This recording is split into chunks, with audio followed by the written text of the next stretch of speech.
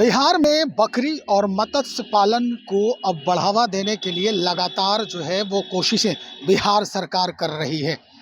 जो किसान हैं या जो बकरी पालक हैं उनको किस तरह से आगे बढ़ाया जाए, उनका जो एटीएम है, कहा जा रहा है कि भाई जो बकरी पालने वाले लोग हैं, ये बकरी जो है वो किसानों का एटीएम होता है, यानी तुरंत कैश में तब्दील कर देता है उनके इस पूरे मेहनत को। और इसको बढ़ावा देने के लिए लगातार सरकार जो है वो अग्रणी भूमिका निभा रही है। यहाँ तक कि जिस जलवायु परिवर्तन के कारण बकरियों को दिक्कतें होती है, बिहार में अनुकूलन की भी व्यवस्था की जा रही है। सुरेंद्र मेहता हैं, इस विभाग के मंत्री हैं इस वक्त सरकार के। उन्होंने इस पूरे मसले पर क्या कुछ कहा है और कैसे इसमें बिहार सरकार अग्रणी भूमिका निभा रही है, ये हम आपको उन्हीं की जुबानी सुनवाते हैं। मैदान पर जो खड़े गरीब गुरबाल लोग हैं, उसके आमदनी को बढ़ाने के लिए, उसके आय को दुगना करने के लिए और उसके जीवन में आमूल चूर परिवर्तन कैसे हो, उसका बाल बच्चा भी कैसे पढ़े लिखे, उसका बाल बच्चा कैसे विकास करे, इसके लिए सरकार मुस्तैद है। इसीलिए आज का ये कार्यशाला, ये आम लोग, तमाम पशु बकरी पालक किसान को बुला करके ये प्रशिक्षित किया जा रहा है कि आप लोग बकरी पालिए, सरकार आपके पीछे खड़ा है, आपको सरकार काफ़ी अनुदान दे रही है, समान वर्ग के लिए 60%। ICAR का जो मॉडल है, जो दर्शाया गया है, जो हर सरकार को, हर राज्य सरकार को दिया जा रहा है, बिहार में उसको आप कितने अमली जामा पहनाएंगे, उसको किस तरह से पहनाएंगे? ये बिहार एक ऐसा राज्य है जो बकरी पालन के लिए अनुकूल जगह है। ये बकरी उच्च तापमान में भी सुरक्षित है, निम्न तापमान में भी सुरक्षित है। इसको और ज़्यादा बेहतर तरीके से कैसे पाला जाए ताकि वो गरीब का आमदनी बढ़े। हम लोग के देहात में, गांव में ये बकरी पालन को गरीब का एटीएम कहा जाता है। तो सरकार ने तय किया है कि इस गरीब का अपना एटीएम जो है, इस एटीएम को सरकार के एटीएम में कैसे हम लोग ट्रांसफ़र करें ताकि उसका जो आमदनी है वो सुरक्षित कैसे बैंक में रहे और बैंक से वो अपना निकाले, बैंक में रखे ताकि उसका आमदनी सुरक्षित रहे। इसलिए उसके माध्यम से सरकार बड़े पैमाने पर गरीब के हिफाजत में, गरीब के विकास के लिए काम कर रही है। सुरेंद्र जी, एक सवाल, आखिरी सवाल है।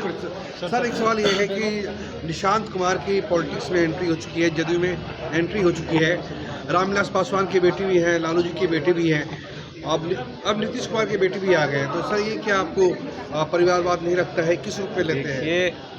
ये जनतंत्र जी, और जनतंत्र में सबको अपना विचार रखने का, विचार की अभिव्यक्ति की आज़ादी है। तो जनता के बीच में काम करके, जनता की सेवा करके, जनता के लिए, राज्य के विकास के लिए, देश के विकास के लिए जो काम करके राजनीति में आता है, उसका स्वागत। तो उनका एंट्री हुआ है, काफ़ी अच्छा है, वो आए हैं राजनीति में, काम करेंगे। और उनके पिताजी तो जानवे करते हैं, माननीय नीतीश कुमार जी के नेतृत्व में बिहार विकास के रास्ते पर आया, बिहार में विकास हुआ। और उनको तो ये है कि माननीय नीतीश कुमार जी ने बिहार में सुशासन की सरकार बनाई, बिहार में कानून का राज स्थापित हुआ, बिहार में हर दृष्टिकोण से हर क्षेत्र में विकास हुआ। तो वो भी कह रहे हैं कि हम भी इसमें हिस्सा लेंगे, वो राजनीति में आए हैं तो उनका स्वागत। भाई अब जो इनसे हम सवाल कर रहे हैं वो थोड़ी राजनीतिक सवाल है, और राजनीतिक सवाल में इस वक्त का जो ट्रेंडिंग मामला है वो ये कि अगला सीएम कौन। जैसे ही हमने ये सवाल किया कि चिराग पासवान भी चर्चा में है सीएम पद को लेकर, और आपकी भी चर्चा हो रही है, भाई अब देखिए ज़रा इनके चेहरे पर जो मुस्कान है वो किस तरह से दिखाई देती है। और दबी जुबान में ही मुस्कुराते हुए मंत्री महोदय क्या जवाब दे रहे हैं, सुनिए। देखिए, ये एनडीए का हिस्सा है। कौन मुख्यमंत्री बनेंगे तो एनडीए के तमाम घटक दल बैठ करके जो तय करेंगे वो लागू होगा। सर, नाम तो आपका भी आ रहा है सर मुख्यमंत्री।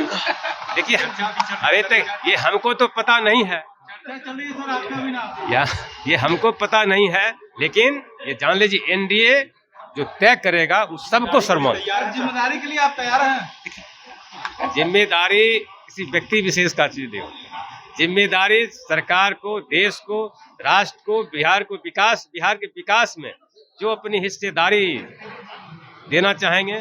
जिनकी अभिलाषा होगी कि हमारा बिहार विकास करे, वो जिम्मेदारी तो संगठन की तरफ से होता है और संगठन एनडीए में समाहित है। एनडीए जो तय करेगा वो मन।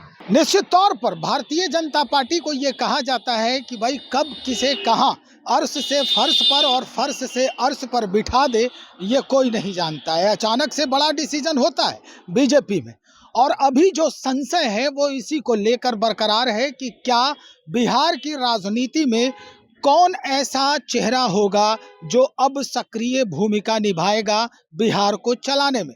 तो संशय लगातार बरकरार है। नाम कई गिनवाए जा रहे हैं कि भाई अब सीएम चेहरा ये होंगे, सीएम चेहरा वो होंगे। सम्राट चौधरी को सबसे पहले नंबर पर रखा जा रहा है, उसके बाद रामकृपाल यादव जी भी हैं, नित्यानंद राय भी हैं, चिराग पासवान भी हैं, और अब मंत्री सुरेंद्र मेहता की भी बात हो रही है। कई तरह के तथ्य जो हैं अभी भी सामने आ रहे हैं, लेकिन क्लियर अभी भी कुछ नहीं हुआ है। तो चलिए इंतज़ार करते हैं और देखेंगे कि जिस तरह से अंदर ही अंदर सबके मन में ये लड्डू फूट रहे हैं कि हो सकता है बिहार का अगला सीएम वही तो नहीं है। इंतज़ार करें, हम आपको वो भी बताएंगे, लेकिन सबसे पहले बताएंगे। बने रहिएगा, बहुत शुक्रिया।